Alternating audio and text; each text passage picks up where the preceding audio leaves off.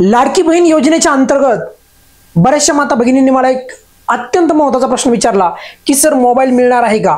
बघा, व्हिडिओ शेवटपर्यंत पहा, संपूर्ण डाऊट क्लिअर होणार आहे. आणि जसं की तुम्हाला माहिती आहे, मी थंबनेलला टाकलेलं आहे की मोबाईल भेटणार का फक्त अफवा आहे. क्लिअर, मोबाईल भेटणार आहे का ही अफवा आहे, अशा प्रकारचा जे आहे मी तुम्हाला थंबनेलच बनवलेला आहे. म्हणजे तुमच्या मनामध्ये 1% पण जे आहे 0% पण डाऊट नाही राहायला पाहिजे आता की मोबाईल तुम्हाला मिळणार आहे की नाही मिळणार. नाही तर तुम्ही उगाच आशेवर बसणार, तर तसं घडलं नाही पाहिजे. एक्झॅक्टली कुणाला मिळणार आहे, काय आहे हे संपूर्ण न्यूज, हे संपूर्ण तुम्हाला मी सविस्तर सांगणार आहे. राहिला मुद्दा, बरेचशा माता भगिनींनी जे आहे मला परत जे आहे प्रश्न विचारला सुरुवात केली की सर मोबाईल सर भेटणार आहे की नाही, आम्हाला त्याच्यावर तुमच्याकडनं क्लॅरिटी पाहिजे. कारण तुम्ही सांगता तर तुमच्या अभ्यासात सांगता आणि तुमचे आतापर्यंतचे मुद्दे हे खरे निघत आलेले आहेत. तर पहिल्यांदा सांगतो, लक्षात ठेवा, मोबाईल जे आहे हे लाडक्या बहीण योजनेच्या संबंधित जे आहे, जर मला तुम्ही विचारलं की सर लाडक्या बहिणीच्या लाभार्थ्यांना मोबाईल मिळणार की नाही, एकदम सरळ साधं उत्तर आहे नाही. परत ऐका, लाडकी बहीण योजनेच्या अंतर्गत मोबाईल मिळणार का? नाही. सर्वात महत्त्वाची गोष्ट, तुम्ही यासाठी अजिबात जे आहे अपेक्षेवर किंवा आशेवर बसायचं नाही की तुम्हाला मोबाईल मिळणार. तुम्ही कुठून पाहणार नाही का, कुणाचा एखादा व्हिडिओ पहा, काय करायचं तर करा. पण मी जे सांगतोय तुम्हाला जर तुम्ही लाडक्या बहिणीच्या लाभार्थी असताल तर तुम्हाला मोबाईल मिळणार आहे अशा भरोशावर तुम्ही बसायचं नाही. कारण मी जे सांगतो ते तुम्हाला माहिती आहे, एकदम दोटूक बोलतो मी आणि जे आहे ते स्पष्ट बोलतो. क्लिअर, त्यामुळे मी एकदम तुम्हाला व्हिडिओच्या सुरुवातीला सांगितलेलं आहे. पण बरेचशा माता भगिनींना असा पण प्रश्न पडला की सर काहींना जे आहे रत्नागिरी जिल्ह्यामध्ये मिळालेलं पण आहे, मग ते काय आहे, तिथे पण काही जे आहे माता भगिनींना मोबाईल मिळालेला आहे. हो, मिळालेला आहे. मग आता त्यासाठी बघा, आता मी काय सांगतो ते काळजीपूर्वक आहे का. आता बघा, पण त्या लाडकी बहीण योजनेच्या लाभार्थी आहेत का? उत्तर आहे नाही. मुद्दा असा आहे की लक्षात ठेवा, तुम्हाला एकदम तुमच्या भाषेमध्ये समजेल अशा पद्धतीने सांगतो. बघा, मुद्दा असा आहे की जे CRP म्हणून ज्या काही व्यक्ती काम करतात, म्हणजे महिला व्यक्ती ज्या काम करतात आणि यांचे खूप वेगवेगळे कामं आहेत ग्रामीण स्तरावर जर आपण विचार केला तर. क्लिअर, विशेषतः करून अंगणवाडीच्या संबंधित पण त्यांचे बरेचसे कामं असतात. तर ह्या CRP म्हणजे सर्व समुदाय संसाधन व्यक्ती असं त्यांना मराठीमध्ये पण आपण म्हणू शकतो. सर्वात महत्त्वाची गोष्ट म्हणजे की या महिलांना जे आहे, म्हणजे ज्या CRP आहेत, म्हणजे CRPF नाही, CRP म्हणतोय मी, CRPF नाही, CRP, ज्या CRP आहेत महिला, तर त्या महिलांनाच मोबाईल मिळत आहे. पण त्या लाडक्या बहिणीच्या लाभार्थी आहेत आणि लाडक्या बहिणीच्या लाभार्थ्यांनाच मिळतोय असं म्हणणं मग कितपत योग्य आहे? तर सरासर हे चूक आहे. फक्त लक्षात ठेवायचं आहे की ज्या व्यक्ती, ज्या महिला CRP आहेत, म्हणजे ते ऑलरेडी त्या पदावर काम करीत आहेत, त्यांनाच अशा प्रकारचा मोबाईल दिला चाललाय. आणि त्याचं साधं सिंपल उत्तर सांगतो तुम्हाला का.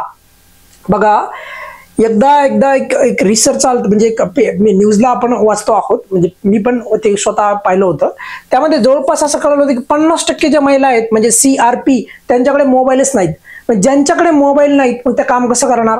मग त्या काय करायच्या, कधी एखाद्या त्यांच्या नवऱ्याचा मोबाईल घ्यायचा, त्यांच्या भावाचा मोबाईल घ्यायचा, घरच्याचा मोबाईल घ्यायचा किंवा कुणाचा तरी मोबाईल घेऊन काम करायच्या. मग अशा महिलांसाठी मोबाईल असणं अत्यंत गरजेचं होतं. क्लिअर, तर याचा अर्थ असा निघतो का मग की लाडकी बहीण योजनेच्या लाभार्थ्यांना मोबाईल दिला चालला? अजिबात नाही. त्यामुळे तुम्ही कन्फ्यूज व्हायचं नाही, गोंधळात जायचं नाही.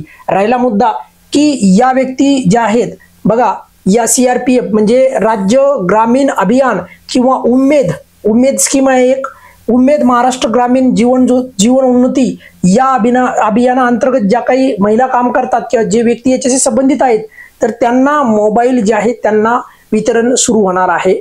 पण हे याचा अर्थ असा कधीच होणार नाही की लाडक्या बहिणी योजनेच्या लाभार्थ्यांना मोबाईल मिळणार आहे, दिवाळी गिफ्ट तुम्हाला मोबाईल मिळणार आहे, दिवाळी गिफ्ट तुम्हाला मोबाईल मिळणार आहे, असं घडणार नाही. क्लिअर, एकदम क्लिअर सांगतो, मोबाईल कोणाला मिळाला आहे याच्यासाठी लाडक्या बहिणीच्या लाभार्थ्याचा काही संबंध नाही, तीळ मात्र संबंध नाही, एकदम स्पष्टपणे सांगतो आहे. क्लिअर, त्यामुळे तुम्ही कन्फ्यूज व्हायचं नाही. जे आपल्याला मिळत आहे, ज्यासाठी आपल्याला काही काम करायचं आहे, म्हणजे लाडक्या बहिणीचे आपल्याला पैसे येणं आणखी बाकी आहेत, त्यावर आपण काम करूयात. ते पैसे आपल्या खात्यापर्यंत आले पाहिजे, आपल्या खात्यात आले पाहिजे, यावर आपण काम करणार आहोत येणाऱ्या दिवसामध्ये. उगाच जिथे जे आहे तिथे आपल्याला, म्हणजे जिथे गरज नाही तिथे आपल्याला डोकं लावायचं नाही. राहिला मुद्दा, जर CRP या व्यक्तींना जर यांची इच्छा असेल, क्लिअर, अशा काही माता भगिनी असू शकतात की ज्या या पदासाठी काम करतायत CRP साठी, तर त्यांना जर का माहिती हवी असेल की कशा प्रकारे जर सर हा आम्हाला मोबाईल मिळणार आहे वगैरे, बघा राज्याचे जे उद्योगमंत्री आहेत उदय सामंत यांनी रत्नागिरी जिल्ह्यामध्ये अशा प्रकारे जे जवळपास 2400 जे आहे मोबाईलचं वाटप केलेलं आहे रत्नागिरी जिल्ह्यामध्ये. आता या पदावर ऑब्व्हियसली आहे, या पदावर बाकी जिल्ह्यामध्ये पण काम करणाऱ्या महिला असणार की नाही, त्याचं उत्तर आहे हो असणार आहेत. त्यांना पण दिले जाणार ना मोबाईल, बरोबर.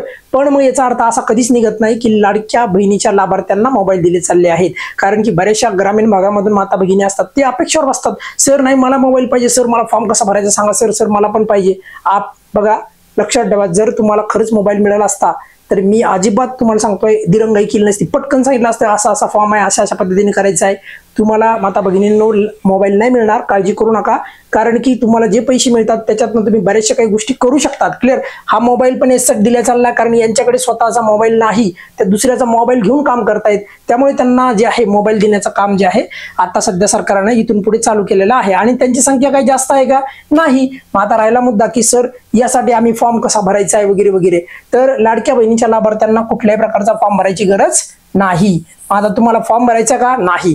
तुम्हाला लाडकी बहीण लाभार्थी असताल तर तुम्हाला मोबाईल मिळणार आहे का? उत्तर आहे नाही नाही नाही नाही. आता राहिला मुद्दा की एकदम स्पष्ट क्लॅरिटी ना, कुठल्याही प्रकारचं जे आहे तुम्हाला जे आहे गोल गोल गोल गोल घुमून सांगत नाही, जे आहे ते आहे. क्लिअर. आता राहिला मुद्दा की ज्या CRP आहेत त्यांच्यासाठी मात्र येणाऱ्या टायमामध्ये अशा प्रकारचं मोबाईलचे वितरण वेगवेगळ्या जिल्ह्यामध्ये आपल्याला आढळत आहे.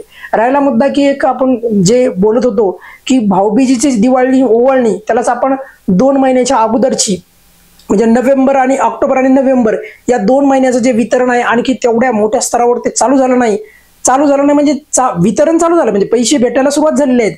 2 महिन्याच्या ॲडव्हान्स महिन्याचे पैसे दिले चाललेत ना, ते चालू झालेलं आहे.